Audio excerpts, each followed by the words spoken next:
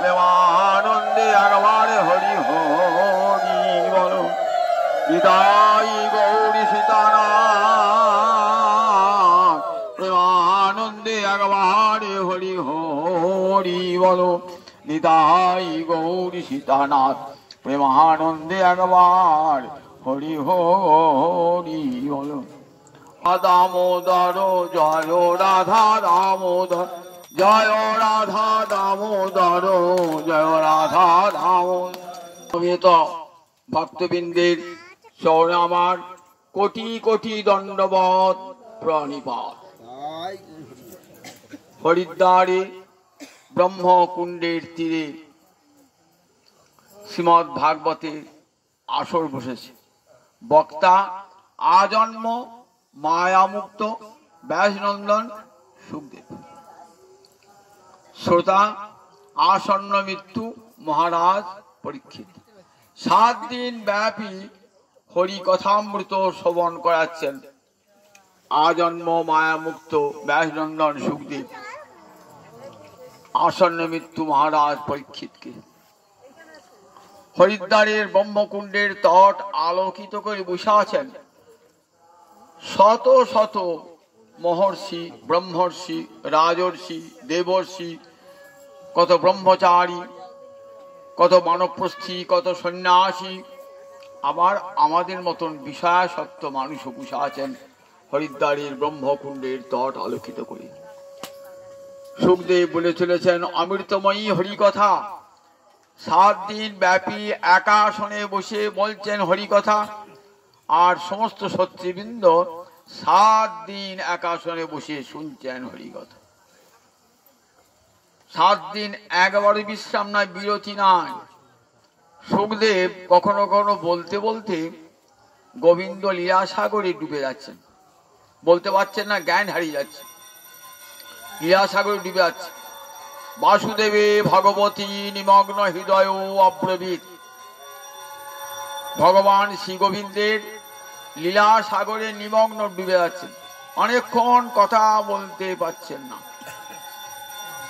মহারাজ পরীক্ষিত ভাবছেন যে বোধহয় আমাদেরকে একটু সময় দিচ্ছেন যাতে আহার নিদ্রা সারতে পারি। তখন কি করছেন মহারাজ পরীক্ষিত, যে আমার হাতে তো 7 দিন সময়, 7 দিন পর তো আর কৃষ্ণ কথা শুনতে পাবো না। সুতরাং আমার 7 দিনের মধ্যে দিয়ে একটা মুহূর্ত চলে যায়, আমার অনেকখানি অপচয় হয়ে যাবে। এই 7টি দিন আমি আর কোনো মতেই অপচয় করব না। এই 7 দিন ওই 24 ঘন্টা করে প্রতিদিন আমি হরি কথা আমতে শুনব।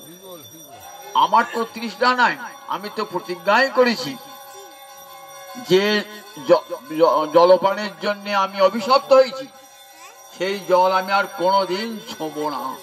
আমি ঋষিকে অপমান করেছি, আর কোনোদিন সেই জল ছোঁব না। সুতরাং আমার তো আহার বা জলপানের কোনো তৃষ্ণা নাই, আহারের জন্য কোনো ক্ষুধাও নাই, আমার ক্লান্তিও নাই, নিদ্রাও আসে নাই।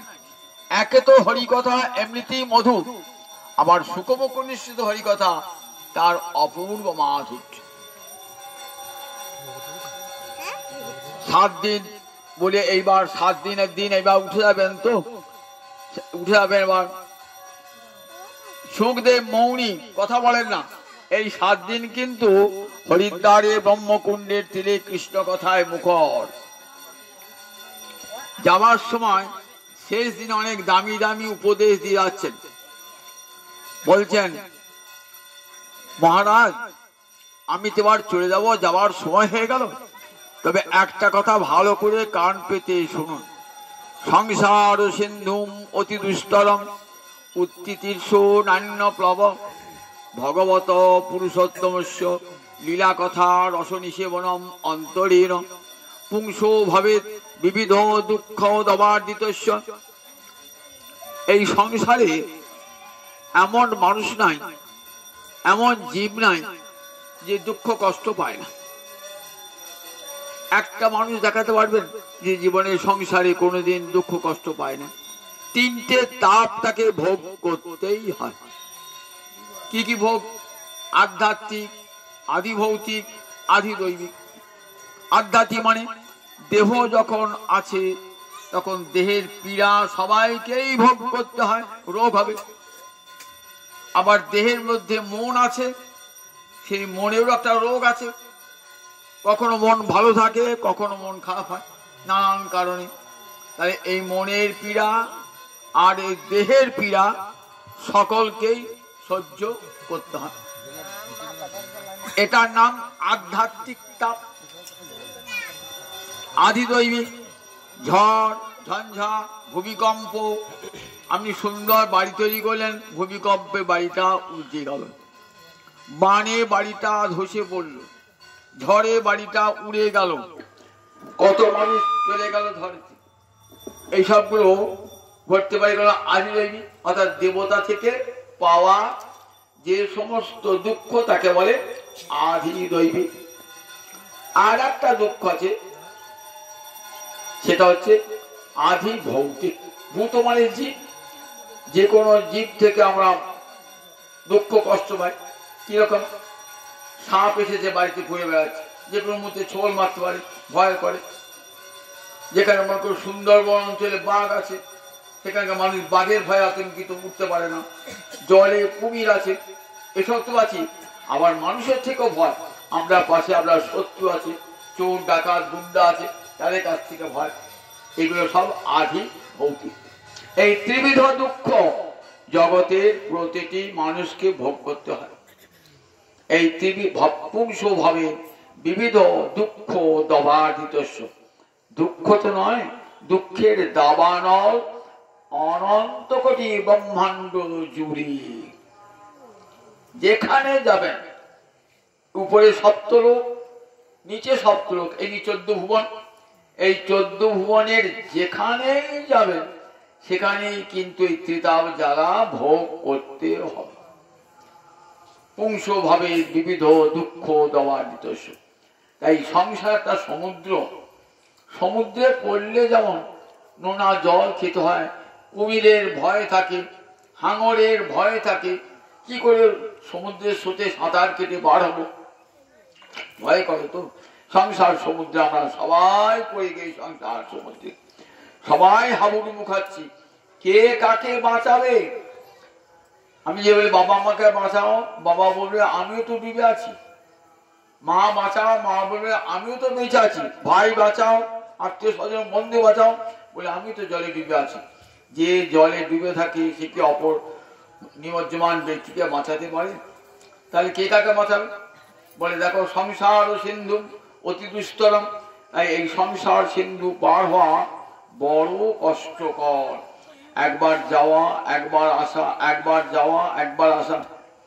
এই সমুদ্র একদিন না দিন জাহাজে চাপলে অপর প্রান্তে পৌঁছে যাবে, কিন্তু এই যে সংসার সমুদ্র, এ থেকে নিস্তার নেই। এ জন্ম গেল, আবার পরের জন্ম পেলাম, আবার দুঃখ কষ্ট তাও।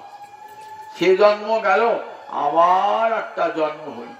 এমনি করে সংসার সমুদ্র আর পার হওয়া হচ্ছে না। সুখদেব বলছে মহারাজ, সংসার সিন্ধু অতি দুস্তর উত্তিতির সৌনান্য প্লব। এই সংসার সমুদ্র যদি পার হতে চান, উত্তিত মানে ইচ্ছা, উত্তরণ করতে ইচ্ছা করেন, তাহলে ন অন্য প্লব, অন্য কোন নৌকা নাই। প্লব নৌকা, একটাই মাত্র নৌকা। কি নৌকা? বলেন ভগবত পুরুষোত্তমস্য লীলা কথা রস নিষেবনম অন্তরীরম। ভগবান পুরুষোত্তম। পুরুষোত্তম কে? কাকে পুরুষোত্তম বলা হয়? আপনারা দেখেছেন তো পুরুষোত্তম কাকে বলে? ভগবত পুরুষোত্তমস্য লীলা কথা রস নিষেবনম অন্তরীরম পুংস ভাবে বিবিধ দুঃখ দবাদিতস্য।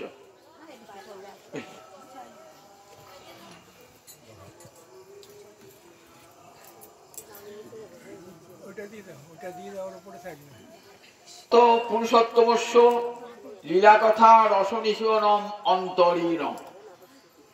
তাহলে কেমন করে আমরা সংসার সমুদ্র পার হব? সুখদেব বলছেন মহারাজ, সংসার সমুদ্র পার হওয়ার একটাই নৌকা। কিসের নৌকা? ভগবত পুরুষোত্তমস্য লীলা কথা রস নিষেবনম।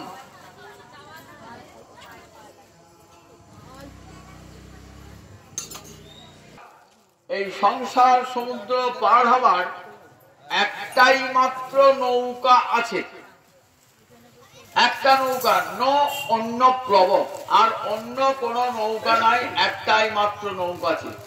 সেই নৌকাটা কি না ভগবত পুরুষোত্তমস্য লীলা কথা রস নিষেবনম।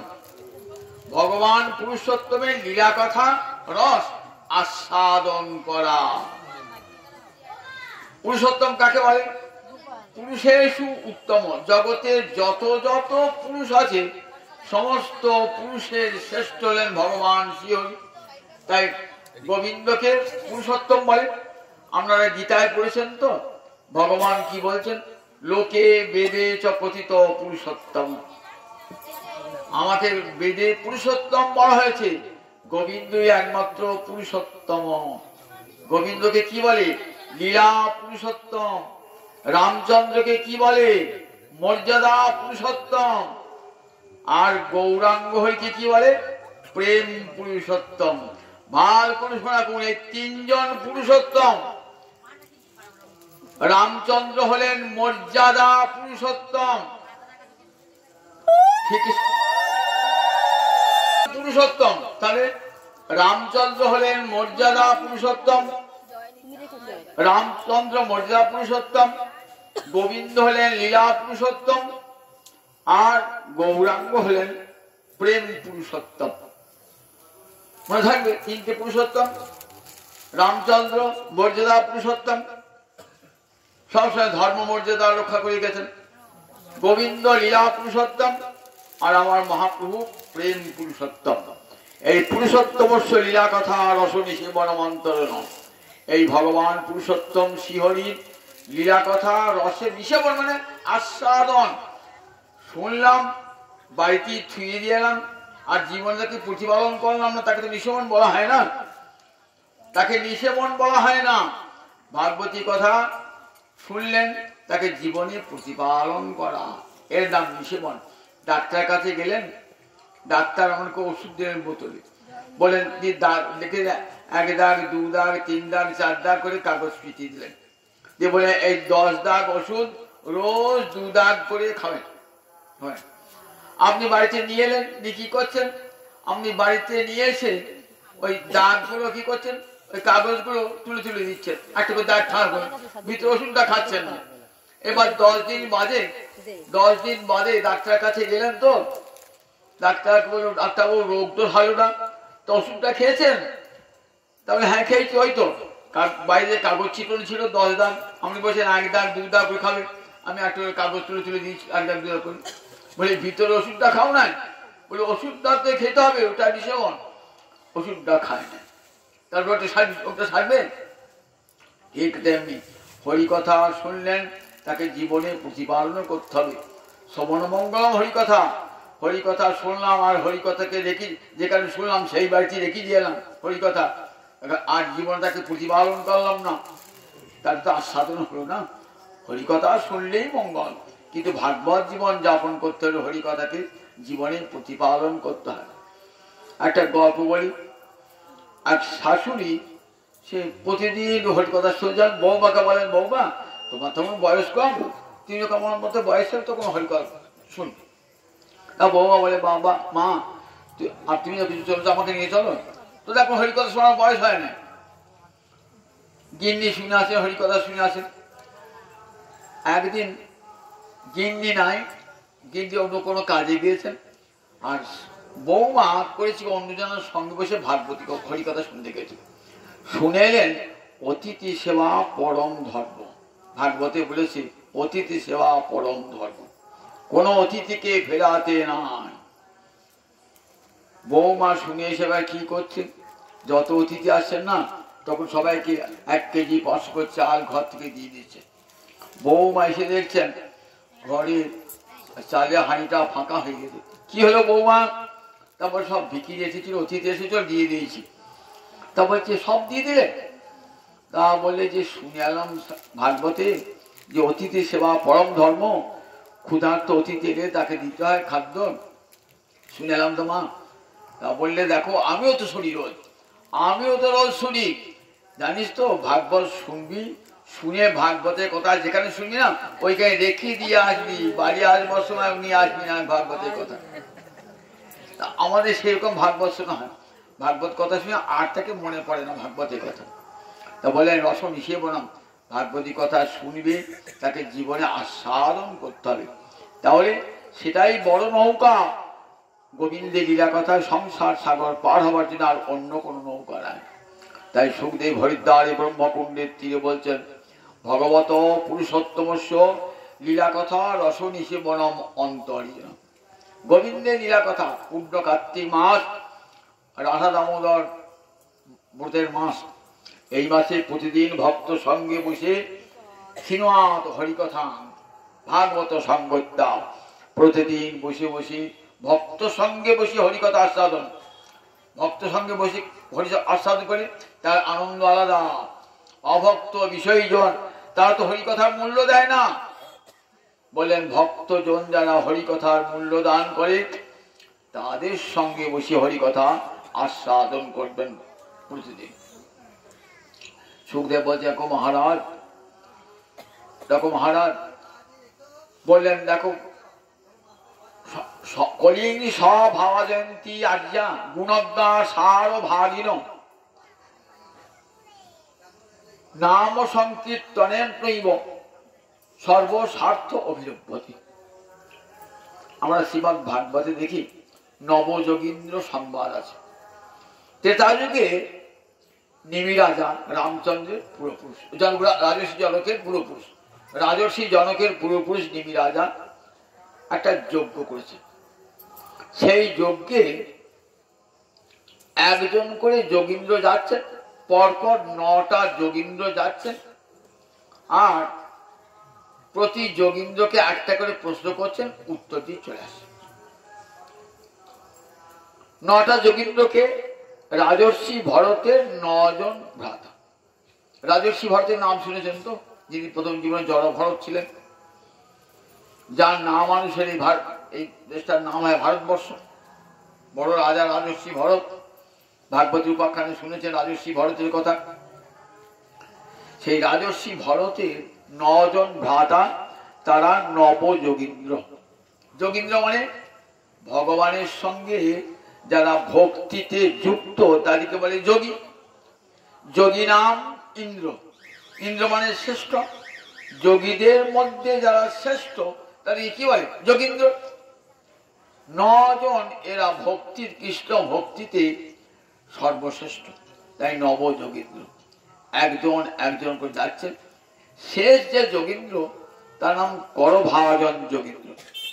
সেই করভাজন যোগীন্দ্র কে জিজ্ঞাসা করছেন কলিযুগের সম্মুখে, যে কলিযুগ আসছে সেই কলিযুগের ধর্ম কি হবে।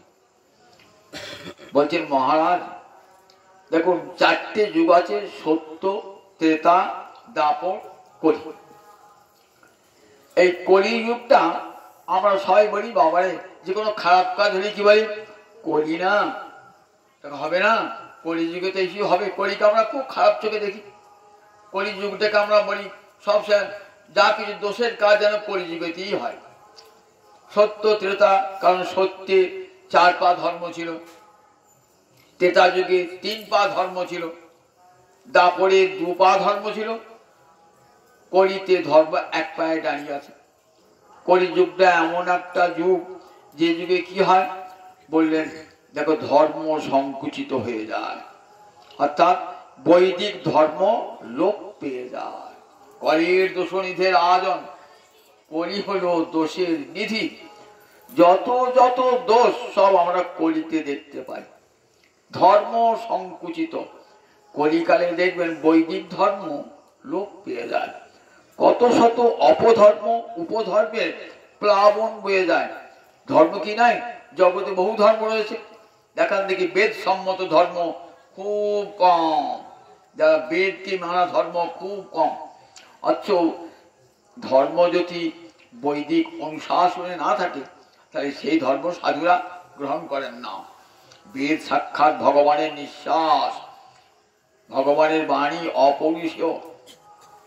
এই বৈদিক ধর্ম কলিকালে থাকে না। দেখবেন কলিকালে কত ধর্ম, অমুক বটতলার বাবা, অমুক অশ্বত্তলার বাবা, একটাও তারা শাস্ত্র পড়ে না। আর কলিকালে মানুষ শাস্ত্র জ্ঞানহীন, দেখে মেলা লোক জুটেছে সেই দিকেই ছুটবে। লোক দেখি এত লোক শিষ্য কেন তার, তাহলে নিশ্চয়ই তিনি বড়। এমনি করে ছোট লোকে ওইটি দেখে কত লোক সংখ্যা কত হয়েছে, সেই দিকে লোকে ছুটবে সেই দিকে। তো এইরকম ধর্ম কলিকালে মেলা। বলেন ধর্ম, বৈদিক ধর্ম কলিকালে সংকুচিত হয়ে যাবে। বৈষ্ণব করিতে কটা খুব সামান্য, এই কাটায় দেখছেন বলে দেখছে মেলা বৈষ্ণব। কাটা বাড়ি যান, এই বৈষ্ণব ধর্ম লোক দেখতে হবেন, গলায় মালা তিলকালে দেখতে হবেন, হরিকথা বলছে এমন লোক দেখতে হবেন, ভাবিনি না। বলে ধর্ম সংকুচিত। খৌনি মন্দ ফলা, পৃথিবীতে মন্দ ফসল হবে, ভালো ফসল হবে না। কখনো অজন্ম হবে, কখনো বান হবে, শস্য নষ্ট, মানুষ ক্ষুধায় কাতর হবে। স্ত্রী ও দুর্দান্তা, নারী জাতি ঘরে থাকতে চাইবে না, সে সংসারে বাঁধন ছিন্ন করবে। সে সংসার সমাজের সুচিতা, নারীর একটা পরম ধর্ম। সংসারকে সুখের করে রেখে দেয় নারীরা, কিন্তু এখন সেই নারীরা আর সংসারকে নরক করে তুলেছে অনেক নারী। তার কারণ নারীদের সেই সুশিক্ষা আজ আর নাই। তার স্ত্রী ও দুর্দান্ত।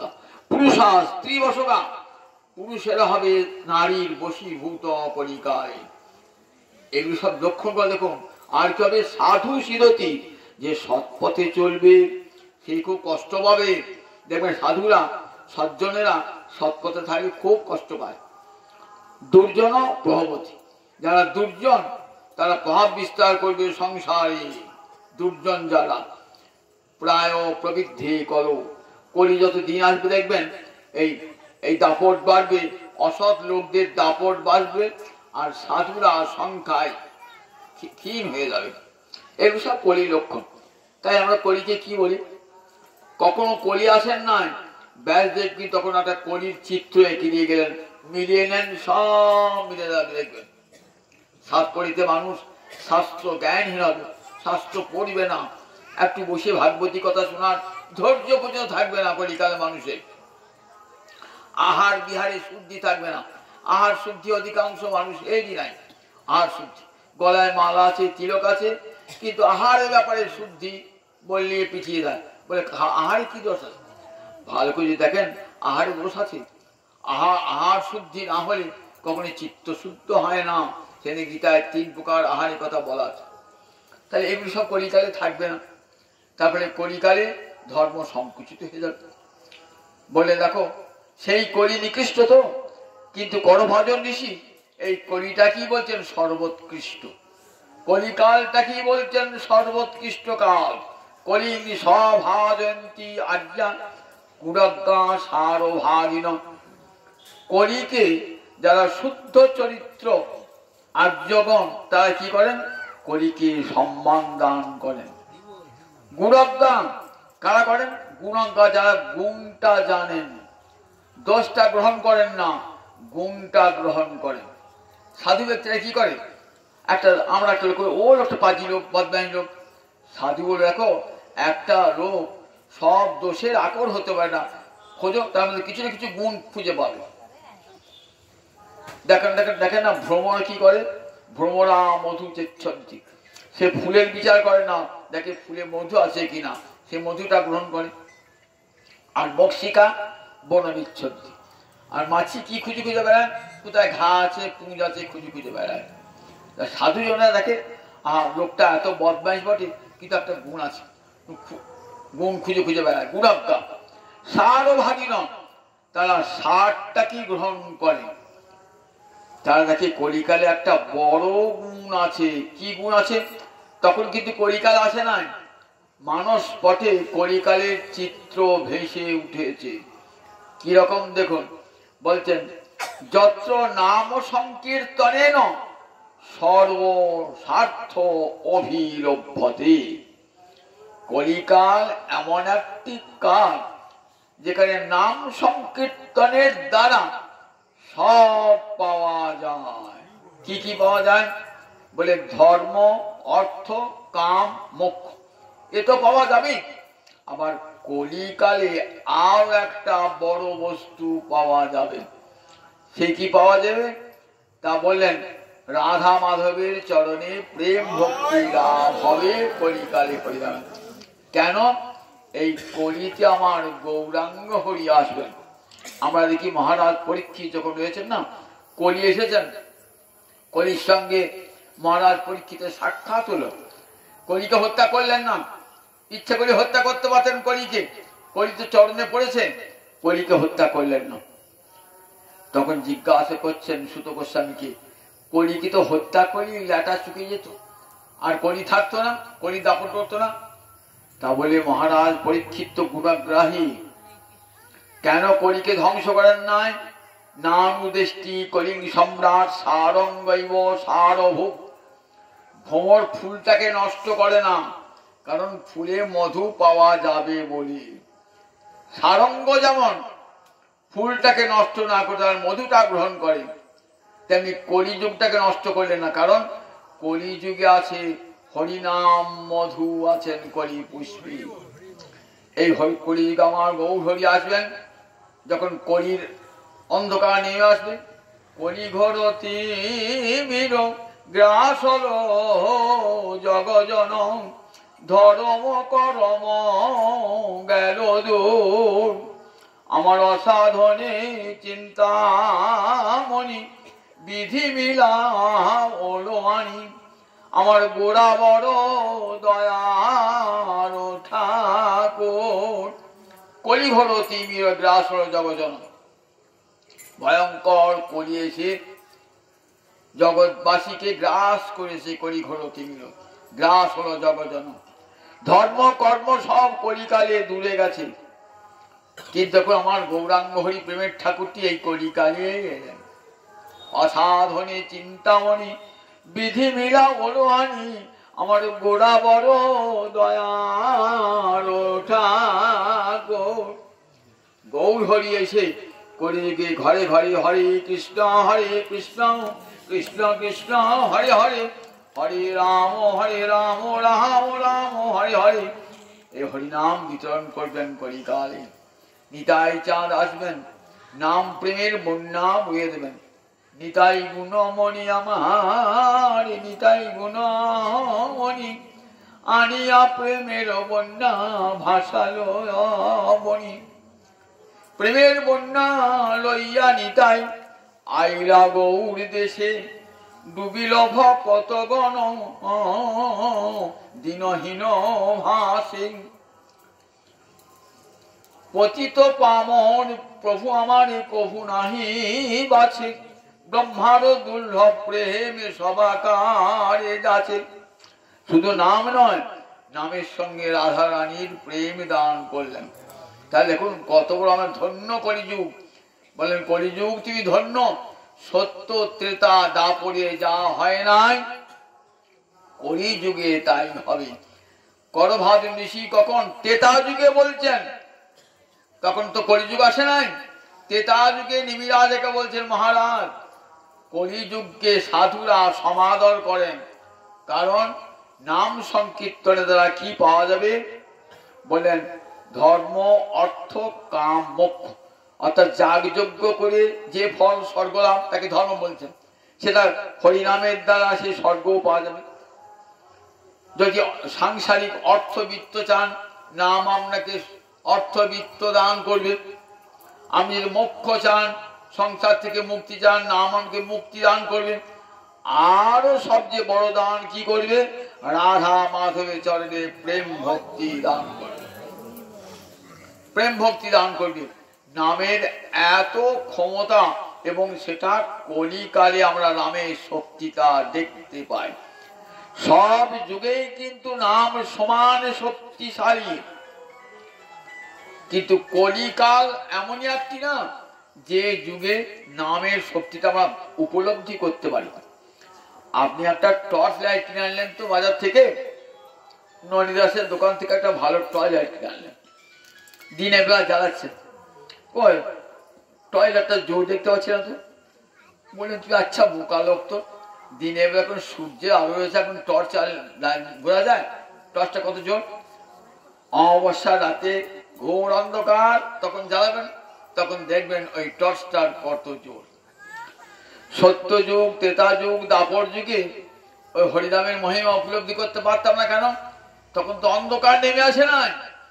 কিন্তু কলিকালে ভয়ঙ্কর অন্ধকার নেমে এসেছে। এখন হরিনামে আলো জ্বালিয়ে দেন, দেখবেন কত হরিনামের মহাশক্তি।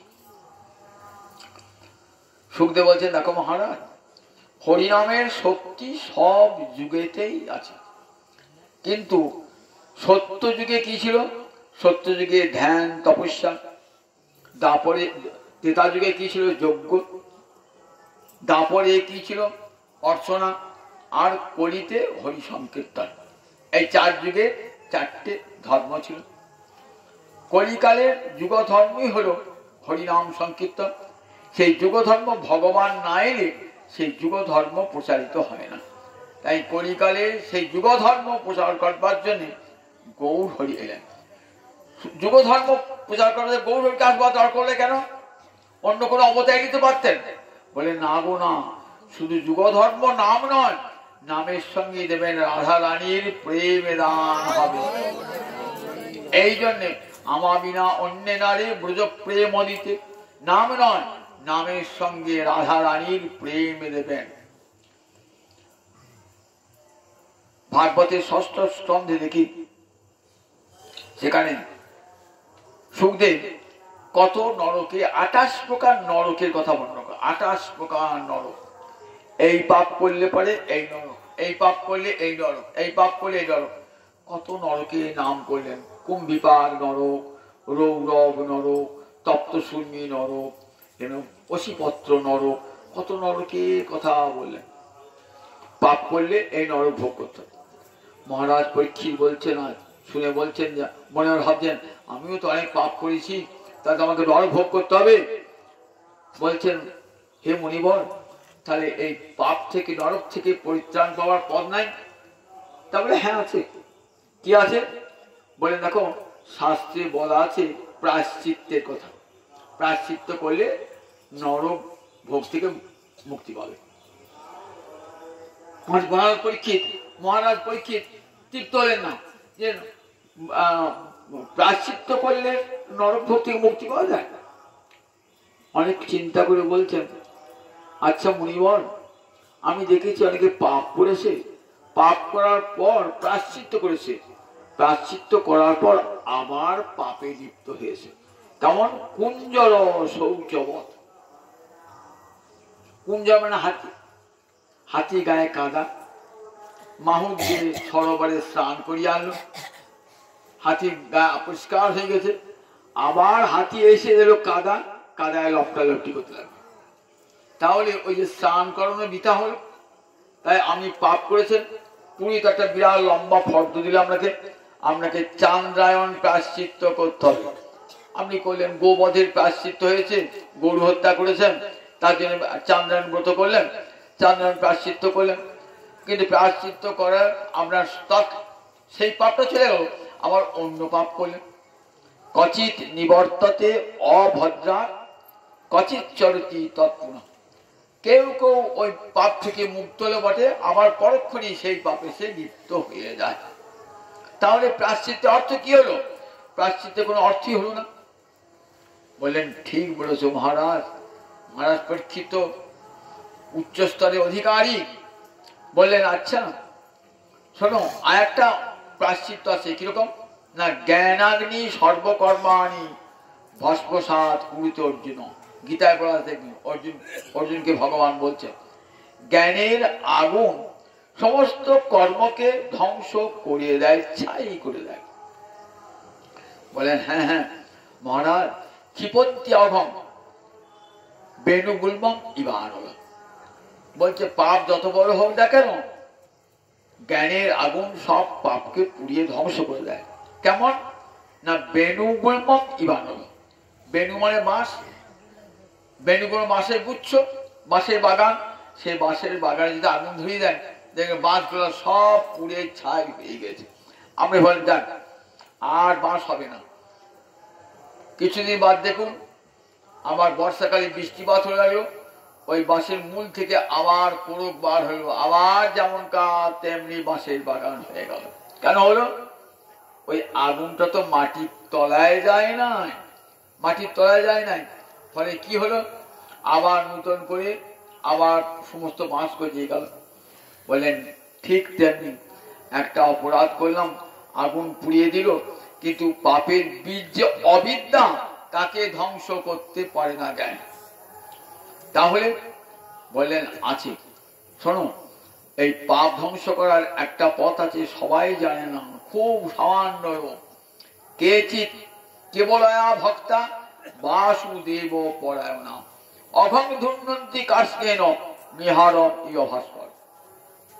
কেচিৎ বলে বলে সংখ্যায় খুব অল্প মানুষ যারা কৃষ্ণ ভক্ত। কৃষ্ণ ভক্ত তো লক্ষ লক্ষ হয় না, কৃষ্ণ ভক্ত কোটিতে গুটি, কোটিতে গুটি। কোটি কোটি মানুষের মধ্যে একটি দুটি পাবেন কৃষ্ণ ভক্ত জন। কৃষ্ণ ভক্ত বড় দুর্লভ, হরি সুলভ, কিন্তু হরি ভক্ত জগতে বড় দুর্লভ। মনে রাখবেন, হরি ভক্তকে সন্ধান বড় কষ্ট। তাই বলেন কেচিৎ কি বলায়া ভক্তা অভং ধুন্নন্তি কার্ষ্ণেন। বললেন কিছু কিছু মানুষ আছে সংখ্যায় অল্প, তারা কি করেন? কেবলা বিশুদ্ধা ভক্তির দ্বারা পাপকে সমূলে বিনাশ করেন। কিরকম? নিহারম ইব ভাস্কর। হেমন্তকাল পড়েছে তো, আমি মাটি বেড়াতে যান, দেখবেন ঘাসের ডগায় কত শিশির বিন্দু পড়েছে, জল জল জল জল জল জল করছে। এবার দুপুরে যান, দেখবেন একটাও জল শিশির বিন্দু নাই, শিশি করা নাই। কেন?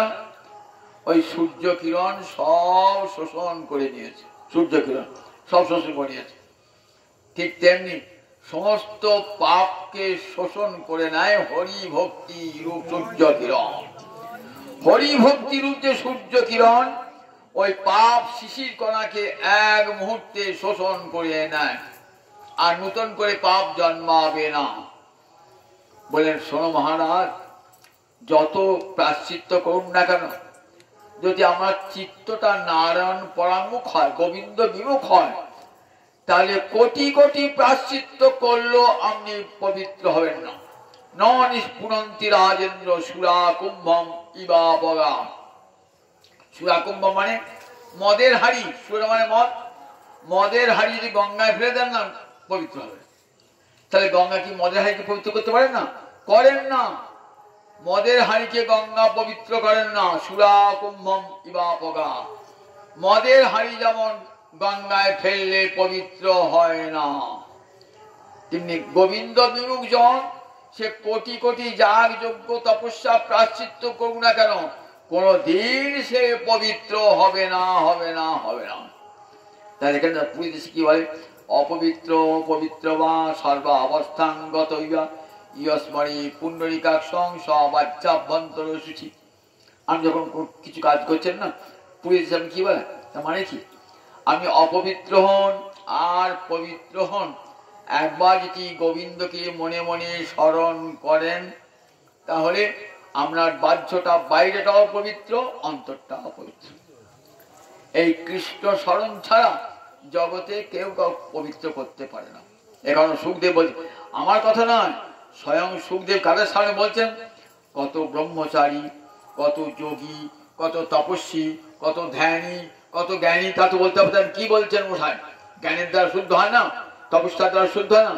সবাই কিন্তু নত শিরে শুনে যাচ্ছেন সুখদেবের কথা। সুখদেব বলছেন, মহারাজ, কৃষ্ণ ভক্তি বিমুখ যারা, কৃষ্ণ ভজন বিমুখ, তাদেরকে কেউ পবিত্র করতে পারে না, একমাত্র কৃষ্ণ ভক্তি। শুনুন মহারাজ, আমি আপনাকে একটা পুরানো উপাখ্যান শোনাই। এইবার সুখদেব একটা প্রাচীন উপাখ্যান শোনাচ্ছেন মহারাজ পরীক্ষিত। শুনুন মহারাজ, তখন সত্যযুগ, সত্যযুগে তো ধর্ম ছিল ধ্যান। সত্যযুগে নামে এত মহিমা ছিল না, কিন্তু নামের শক্তি সব যুগেতেই আছে। সত্যযুগে ধর্ম কি ছিল? ধ্যান, ধর্ম, তপস্যা। তাই সেই সত্যযুগে কান্নকুব্জ নগর, এখন যেটা কনক, সেখানে এক ব্রাহ্মণ ছিলেন, তার নাম অজামিল। ব্রাহ্মণ অজামিল। এই ব্রাহ্মণ কেমন? বেদজ্ঞ ব্রাহ্মণ, 4টে বেদ অধিগত করেছিলেন, পিতা মাতার প্রতি শ্রদ্ধাশীল ছিলেন, প্রতিদিন যজ্ঞ করতেন, বেদ মন্ত্র উচ্চারণ করতেন। কত পবিত্র ব্রাহ্মণ দেখুন একবার, পিতা মাতার সেবা পরায়ণ, অতিথির সেবা পরায়ণ, দেবতার প্রতি ভক্তিমান।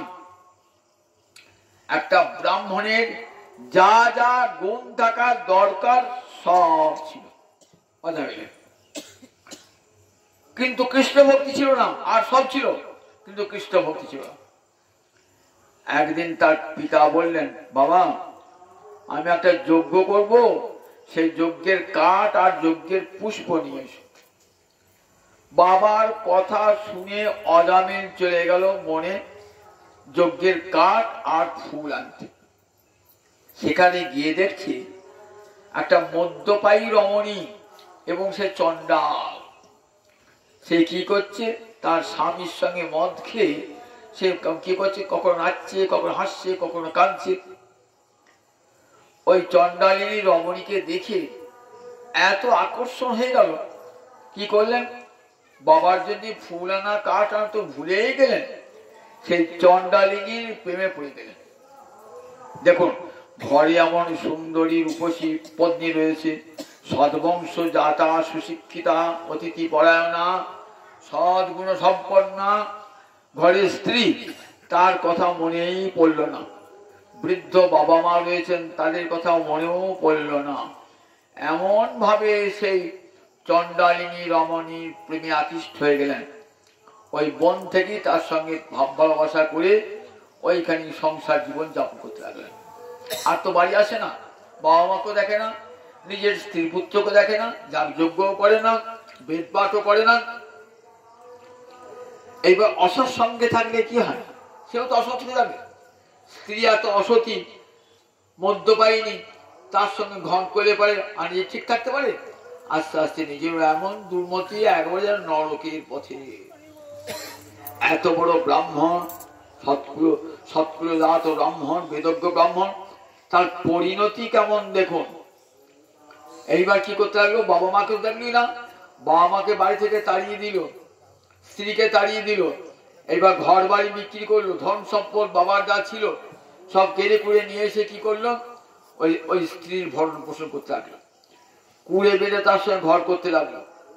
এইবার তার গর্ভে সন্তান জন্মালো, 10টি সন্তান জন্মালো। গ্রামের লোক ভাবলে যে এই লোকটা যদি গ্রামে থাকে তাহলে আরো 5 জন নষ্ট হয়ে যাবে। আগেকার দিনে গ্রামের লোকেরা কি করতেন, যারা ভদ্র সভ্য, তারা কোনো অসভ্য লোক দেখতে পেলে কি করতেন, যাও তুমি গ্রাম থেকে বেরিয়ে যাও, তোমার জন্য আমার গোটা গ্রামটা নষ্ট হয়ে যাবে। গ্রামের লোকে বলেন, তুমি এখানে থাকতে হবে না, তুমি একটা অসৎ ব্রাহ্মণের ছেলে হয়ে একটা চণ্ডালিনী মদ্যপায়িনীর সঙ্গে বিয়ে করেছো, নিজের স্ত্রী পুত্রকে ছেড়ে দিয়ে, পিতা মাতাকে দূর করে দিয়ে, যাও তুমি এখানে থাকতে হবে না। সমস্ত গ্রামের লোক এক হয়ে বলে, যাও গ্রাম থেকে বার করে দিও। কোথায় যাবে, এইবার গিয়ে একটা বনে কুড়ে বেঁধেছে। কুড়ে বেঁধে কি করে, সেইখানে স্ত্রী পুত্রের ভরণ পোষণ, 10টি সন্তান জন্মিয়ে তাদের স্ত্রী আছে, আহারের ব্যবস্থা করতে হবে, আর তো পয়সা করি কিছু নাই। এইবার ব্রাহ্মণের ছেলে চুরি ডাকাতি আরম্ভ করেছে। বনে যা লোক যায় তাদেরকে ছিনতাই করে, চুরি করে, ডাকাতি করে, মানুষ মারে, এমনি করে সে পয়সা উপার্জন করে দিনের পর দিন। এমনি করে সে ঘুরে ঘুরে বেড়ায়। দেখুন কিরকম কৃপা দৃষ্টিপাত হয়ে গেল। দেখুন একদিন নারদের সঙ্গে লোমস মুনির দেখা। লোমস মুনি সারা অঙ্গে লোম, সারা অঙ্গে লোম। নারদকে বলছেন, দেবশিবাদ আপনাকে দেখলি তো রোগ সেরে যায় সবারই, সবার রোগ সারিয়ে দেন। আমার একটা রোগ হয়েছে, চুলকানি রোগ, কেবল গা চুলকুতে ইচ্ছা হয়, কিছুদিন রোগটা সারছে না, আমার রোগটা সারিয়ে দেন। বললেন, শোনো, তুমি যদি জাতিতে ব্রাহ্মণ, কর্মে চণ্ডাল, এমন কোন ব্রাহ্মণের অন্ন খেতে পারো না, তাহলে তোমার রোগটা সেরে দেবে। জাতিতে ব্রাহ্মণ কিন্তু কর্মে চণ্ডাল, খুঁজে খুঁজে বেড়াচ্ছে। জাতিতে ব্রাহ্মণ, কর্মে চণ্ডাল কোথায় পাওয়া যায়, এই গ্রাম সেই গ্রাম, এই দেশ সে দেশ, পাচ্ছে না। ঘুরতে ঘুরতে কর্মভূজি এসেছে। কনক এসে সব লোককে জিজ্ঞাসা, আচ্ছা জাতিতে ব্রাহ্মণ কর্মে চন্ডাল এমন কেউ আছে? হ্যাঁ আছে, আমাদের গ্রাম ছিল, বার করে দিয়েছি। ওই বনে দেখো দূরে বনে একটা কুড়ে বেঁধেছে আছে। গিয়ে দেখলেন, হ্যাঁ, বলে তার নাম ছিল অজামিল। কুড়ে গিয়ে দেখছে নাকি মহিলা আছে, 8-10টি সন্তান। বলে আচ্ছা এটা কি অজামিলের কুড়ে ঘর? তো বলে হ্যাঁ। তোমার স্বামী কোথায়? বলে বেরিয়ে গেছে চুই ডাকাতি করবার জন্য, পয়সা আনবার জন্য। আচ্ছা মা, তোমার রান্না হয়েছে? তাহলে হ্যাঁ বাবা। আমাকে দুটি খেতে দেবে, অন্ন দেবে? তাহলে বাবা পাপে মরছি, আপনার মতো এমন সাধু মানুষকে অন্ন দেবো? আমি অন্ন ফেলে দিলে কুকুরও খায় না, বনের শিয়ালও খায় না, পাখি তো ছোঁয় না। আমার হাত এত অপবিত্র, আর আমার রন্ধন করা অন্ন এত অপবিত্র, পাখিতে বলতো খায় না, কুকুর শিয়ালও খায় না। আপনাকে দিয়ে আমি আর পাপ করবো না, অনেক পাপ করেছি। মা দিলে একটু উপকার হতো আমার। না না বাবা, আমি কিছু পাবো না, আমার অপবিত্র অন্ন, সারা জীবন পাপে ভরা, পারবো না মা, পারবো না বাবা, দেবে না? আমার দিলে একটু আমার উপকার হতো। তাহলে চলে যাই। বিরস বদনে চলে যাতে হতাশ হয়েছে আছে। তখন অজামিল স্ত্রী ভাবছেন, পাপ তো অনেকই করেছি, নরক তো ভোগ করতে হবে। ব্রাহ্মণ সাধু মানুষ এলেন, দুটো অন্ন চাইলেন, যা হয় হবে, আমি তো নরকে যাবই। বাবা এই নেন দুটি অন্ন নিয়ে যান। মা বাঁচালে, দুটি অন্ন খেলেন, রোগটা সেরে গেল, সঙ্গে সঙ্গে রোগটা সেরে গেল। কিছুক্ষণ যাওয়ার পর ঘুরে এলেন, ঘুরে এসে বলছেন, মা তোমার জন্য আমার একটা বড় রোগ সেরে গেল, তোমার একটু উপকার করে যায়। বলে কি উপকার করবে বাবা? আচ্ছা তোমার কোন নতুন সন্তান হয়েছে, আছে নবজাত সন্তান যার নাম হয় নাই কিছু? বলে হ্যাঁ, এই কোন সন্তানটি কয়েক মাস হয়েছে, নামকরণ করি নাই। বেশ বাবা শোনো মা, আমার নাম রেখে গেলাম নারায়ণ, নাম রেখে গেলাম, আমার নাম রেখে গেলাম নারায়ণ, তুমি ওকে নারায়ণ বলে ডাকবে। বলি বেশ বাবা, নারায়ণ। সাধুর কৃপা হয়ে গেল তো, ওই নারায়ণ নাম। অজামিল এসে সব ঘটনা শুনেছেন, এবার ছোট ছেলেকে নারায়ণ বলে ডাকেন। উঠতে বসতে নারায়ণ আয় আমার সঙ্গে খাবি, আয় নারায়ণ থেকে চান করিয়ে দি, আয় নারায়ণ আমার সঙ্গে বেড়াতে যাবি, কতবার নারায়ণ বলছে। ছোট ছেলে বুঝে আকর্ষণ বেশি হয় মানুষের, ছোট ছেলে খুব আকর্ষণ, উঠতে বসতে নারায়ণ, উঠতে বসতে নারায়ণ। এই করতে করতে প্রায় 80 বছর বয়স হয়ে গেছে। এইবার তো মৃত্যু আগত, রোগ শোকে ভুগতে ভুগতে এইবার একদিন বিছানায় পড়ে গেছে। মৃত্যুকাল উপস্থিত হয়েছে। মৃত্যুকালে দেখছেন বাপরে বাপ, যমদূত এসেছে, ভয়ঙ্কর যমদূত, দেখলেই ভয় লেগে যায়। মৃত্যুকালে যমদূত এসে দাঁড়ায় তো, আচ্ছন্ন অবস্থায় দেখছেন যম নিয়ে এসেছে, জমির দড়ি নিয়ে এসেছেন, বেঁধে নিয়ে যাবেন একেবারে, সব বাঁকা বাঁকা মুখ, কি ভয়ঙ্কর মুখ, দর্শন করি একবারে ভয় অন্তরাত্মা কেঁপে উঠে। যমরাজার দূত এসেছেন তো, এসে নিয়ে যাবেন, ধর্মদূত। তখন কি ভাবছেন, আমি তো মরিয়ে যাব, একবার ছোট ছেলেটাকে একবার দেখে যাই। নারায়ণ আয়, একবার কাছে আয় নারায়ণ ডাকছেন। নারায়ণ যেই নারায়ণ বলে ডেকেছেন না, বৈকুণ্ঠের নারায়ণ বলছেন আমাকে ডাকছে। বৈকুণ্ঠের পার্শ্বদ তোমাকে ডাকছে দেখি, ও ছেলেকে ডাকছে, ওর ছেলেকে ডাকছে তো। তারপরে ছেলেকে ডাকলো, নামটা তো আমারই, তোমাকে তো ডাকে নাই, তারপর না ডাকলো, নামটা তো আমার, যাও ওকে নিয়ে শোকা। তখন নারায়ণ নামটি 4 অক্ষরে, 4 জন বিষ্ণু দূত এসে হাজির, আর 3 জন যমদূত এসেছে। 3 রকম পাপ হয়েছিল। কিরকম? কায়িক পাপ, দেহ দিয়ে পাপ, মানসিক পাপ, মন দিয়ে পাপ, বাচনিক পাপ, বাক্য দিয়ে পাপ। কায় মন বাক্য 3 দিয়ে পাপ হয়েছে। তাই কায়িক, বাচিক, মানসিক 3 রকম পাপ। তাই 3টে যমদূত আর 4টে নারায়ণের দূত, বিষ্ণু দূত এসেছে। দেখছেন নিয়ে যাচ্ছে ওই অজামিলের সূক্ষ্ম দেহটাকে টানতে নিয়ে যাচ্ছে। এসে বললে কে গো তোমরা? বলছে তোমরা আগে বলো কে? বলছে আমরা ধর্মদূত, আমরা ধর্মরাজের দূত। কোথায় নিয়ে যাবে কে? বলে নিয়ে যাবো জমালয়ে। কেন যাবে? বহু পাপ করেছে এই আদামে, জন্ম থেকে বহু পাপ করেছ, সমস্ত পাপ থেকে মুক্তি পাওয়ার জন্য নিয়ে যাবো। যমরাজা কি করবেন? ওকে দণ্ডের শুদ্ধ, দণ্ডেরা শুদ্ধ করবে। জানো এই ব্রাহ্মণ ইতিহাস জানো? তোমরা তর্ক করছো। এই ব্রাহ্মণ ছিল বিদ্যা গুণ সম্পন্ন, বেদজ্ঞ ব্রাহ্মণ, উচ্চ করে জন্মেছিলেন, ঘরে ছিলেন পতিব্রতা স্ত্রী, বেদজ্ঞ পিতামাতা। তাদেরকে অবহেলা করে নিজের স্ত্রীকে বাড়ি থেকে তাড়িয়ে তাদের অত্যাচার করে একটা মদ্যপায়িনী রমণীর সঙ্গে মাতোয়ারা হয়েছিল। তাই ওকে শাস্তি দান করবো। বললেন ছি ছি, তোমরা বলছো ধর্মরাজের দূত, কি করে? তার ধর্ম তো তোমার হাতে, তোমার হাতেই ধর্ম নষ্ট। আচ্ছা বলো তো ধর্ম কাকে বলে? বলছে বেদ প্রণীত ধর্ম, ধর্ম তদ বিপর্যয়। বেদ যাকে ধর্ম বলেছেন সেটাই ধর্ম, যা বেদ বিরোধী সেটা ধর্ম হয় না। দেখো এই বেদ বিরোধী কাজ করেছে। বললেন তোমরা তো বেদ ভালো করে পড়েছো নিশ্চয়ই। আচ্ছা জানো বেদে হরিনামে কেমন মহিমা বলা আছে? বেদে কেমন হরিনামের মহিমা বলা জানো তো? বেদে বেদে বলা আছে হরিনাম যদি একবার কেউ মুখে উচ্চারণ করে, হরি হরতি পাপানি দুষ্ট চিত্তই রপিস্মিত। হরিনাম উচ্চারণ করলে পরে সব পাপ ধ্বংস হয়ে যায়। একবার হরিনামে যত পাপ হরে, পাপীর সাধ্য নাই তত পাপ করে। জানো নারায়ণ নামেতে সব পাপ তার ধ্বংস হয়ে গেছে। বলছে ও তো নারায়ণকে ডাকে নাই, ও তো নিজের ছেলেকে ডেকেছে। বললে দেখো এতাবতা অলং অঘনির হরনায়। এই নামাভাস যখন আপনি ছেলের নাম রাম, ছেলের নাম হরি, ছেলের নাম নারায়ণ, ছেলের নাম বিষ্ণু দেখেছেন তো?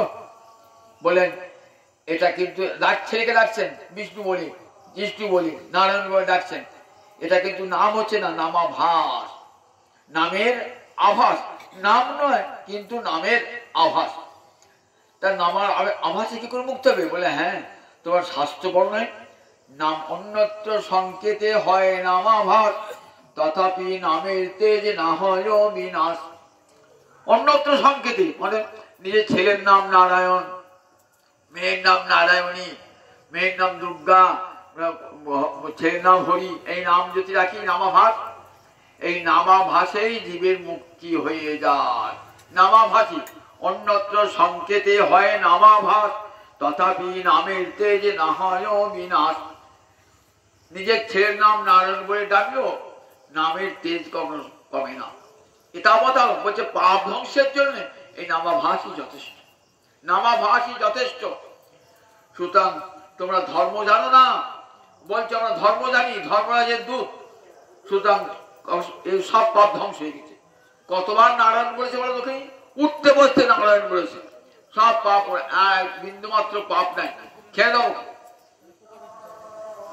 তখন চলে গেলেন ধর্মরাজের দূতেরা, চলে গেলেন, নিয়ে গেলেন অজামিলকে। অজামিল মুক্ত মুক্ত ওই যমরাজের পাশ থেকে মুক্তি প্রাপ্ত হলেন।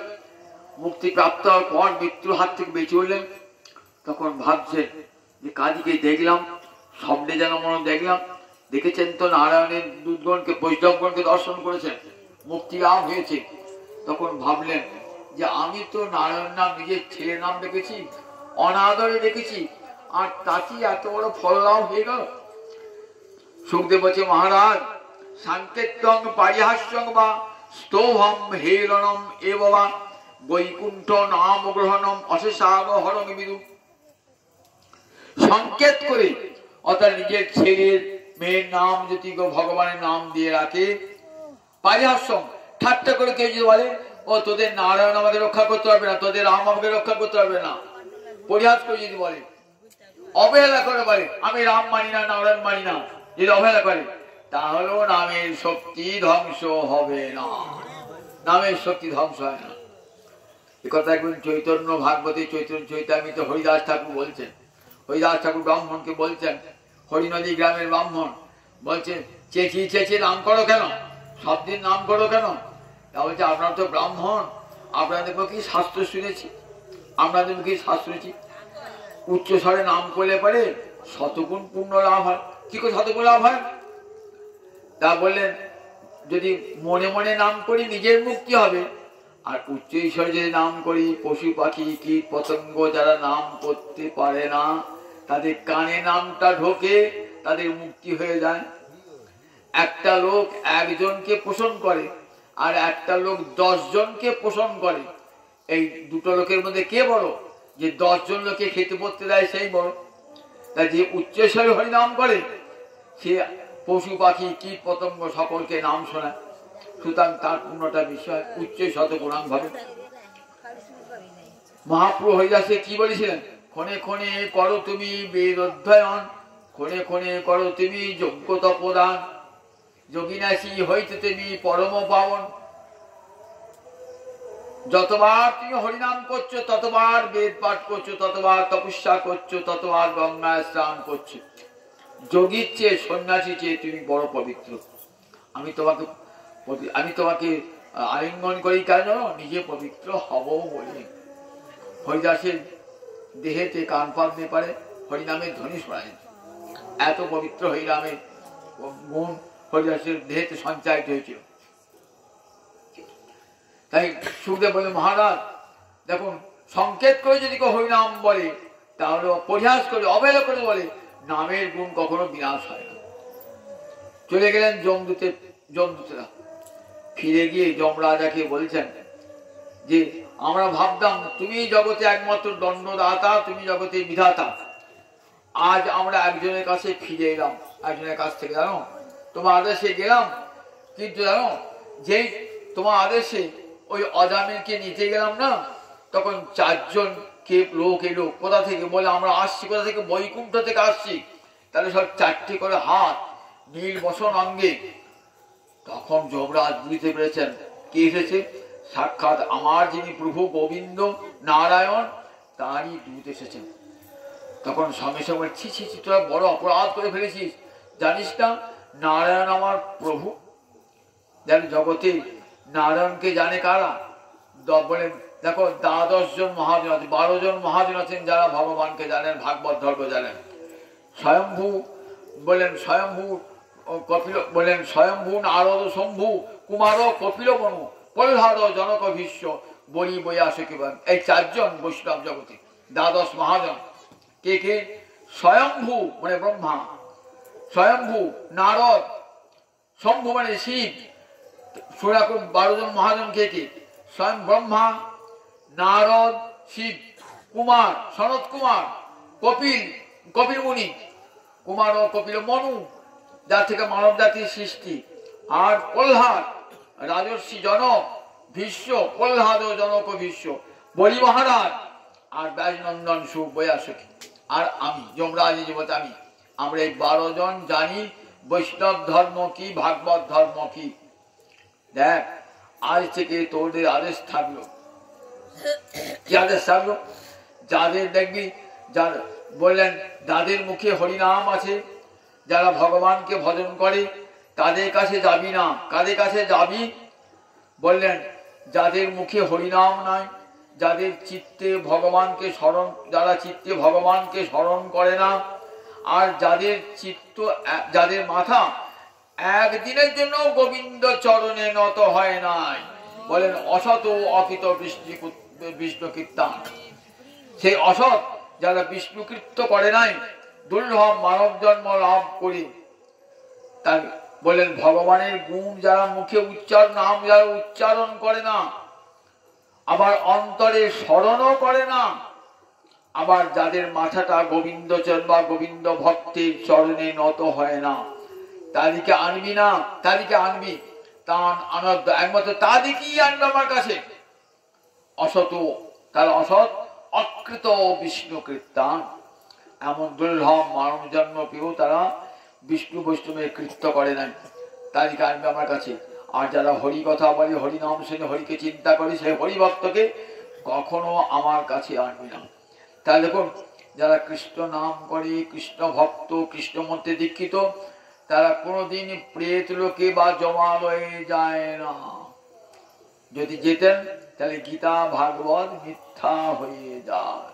গীতা ভাগবত সেই আমাদের বৈষ্ণব স্মৃতিতে বলা আছে, দেখেছেন হরিভক্তের এই এখানে আমরা শ্রাদ্ধ করি না, স্মৃতি পণ্ডিতরা শ্রাদ্ধ করেন প্রেত লোক থেকে উদ্ধার করবার জন্য। তা তো জানে না সব। হরিভক্ত জন কখনো প্রেত লোকে বা জমালয়ে যায় না, তারা সরাসরি গোবিন্দকে যায়। গীতা পড়ি দেখবেন, যারা দেবতা ভজন করে তারা দেবলোকে যায়, যারা পিতৃপুরুষকে ভজন করে তার পিতৃলোকে যায়, যারা ভূত প্রেত পিশাচের পূজা করে তারা ভূতলোকে যায়, আর আমার ভক্ত আমার কাছে আসে। তাহলে তারা যে জমালয়ে যায় না, প্রেত লোকে যায় না, এই গীতা বাক্যটা প্রমাণ। তাহলে গীতা বড় না স্মৃতি বড়? গীতাই বড়। গীতার কথা বেদে, গীতার কথা মানে সাক্ষাৎ বেদের কথা। এই বৈষ্ণবরা জানেন, বৈষ্ণবরা দেখো পিতৃপুরুষকে শ্রাদ্ধের সময় কি করবি? গোবিন্দের প্রসাদ দেবে। সে তো চলে গেছে কোথায়? সে চলে গেছে গোবিন্দের কাছে চলে গেছে। সে প্রেত লোকে যায় নাই, ভূত হয় নাই, কিছুই হয় নাই। তাকে পরমাদের রাধামতে প্রসাদ দান করবে। বৈষ্ণবদের শ্রাদ্ধের বিধিটাই আলাদা। এখানে দেখুন ভাগবত পড়ে শুনছেন তো, জমালয়ে গেল না অজামিল।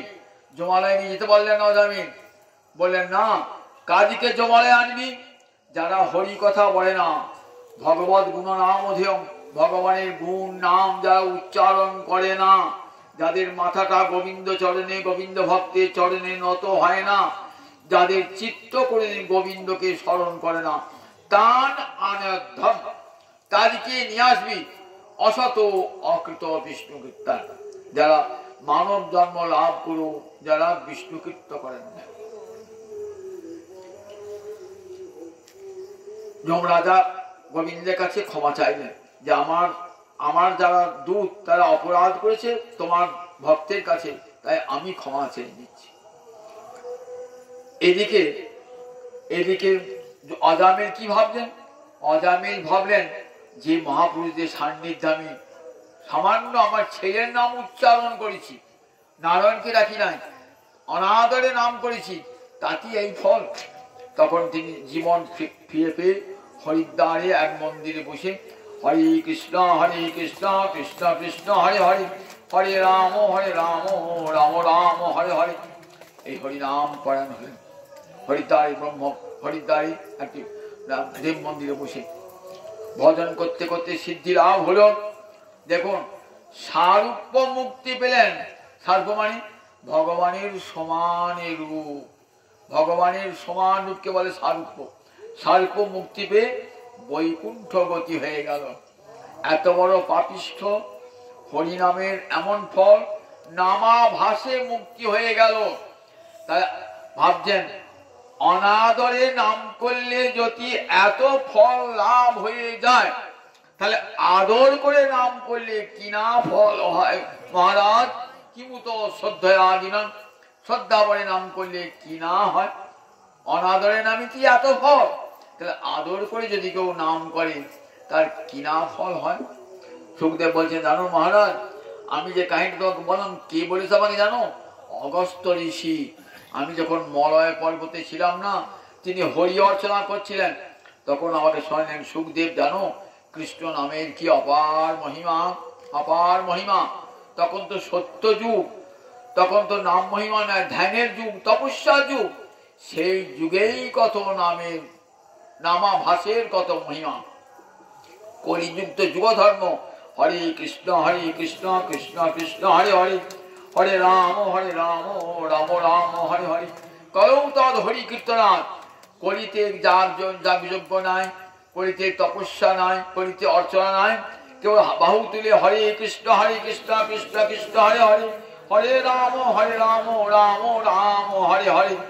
হরিনাম নিত্য করতে করতে হরিনাম করুন করে যুগে মুক্তির পথ। আমার মহাপ্রভু জগদ্দীপকে শোনালেন অভিনব বার্তা। বলেন দেখো কলির মানুষ, তোমরা পঙ্গু, ধর্মপথে চলতে পারবে না, তোমাদের পা খোঁড়া, পঙ্গু ধর্মপথে পরমার্থ চলতে পারবে না, তোমরা অন্ধ, ভগবানকে দেখো তোমরা দেখো না, হরিভক্তকে দেখো তোমরা দেখো না, তোমরা অলস, ভাগবতী কথা শুনতে শুনতে তোমাদের ঘুম এসে যায়, তোমরা অলস, বাড়িতে বসে হরিনাম জপ করতে তোমরা পারো না, ভগবানের কথায় তোমাদের পরিশ্রম করতে বড় কষ্ট হয়, তোমাদের অলস। তোমাদের মুক্তির একটাই পথ। কি পথ? হরে কৃষ্ণ কৃষ্ণ কৃষ্ণ হরে হরে, হরে রাম রাম রাম হরে হরে। এই হরিনামকে সম্বল করে কলিযুগের একটাই বড় ধর্ম, হরে কৃষ্ণ মহামন্ত্র। মহাপ্রভু বলেন, দেখো নিতাই চাঁদ গৌর হরি বলেন, কলিযুগের আর কোনো ধর্ম নাই।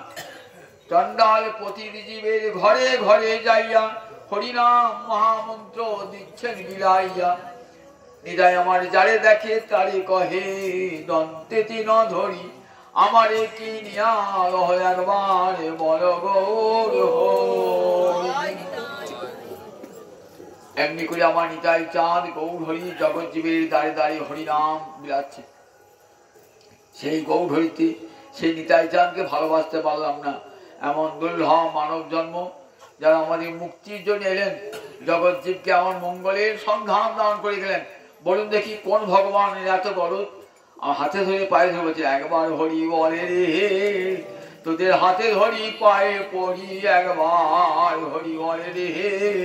কোন ভগবান এমন করে জীবের হাতে পায়ে ধরেছেন? আমার নিতাই চাঁদ আর গৌর হরি জগৎ জীবের দাঁড়ে দাঁড়িয়ে দিয়েছেন হরিনাম।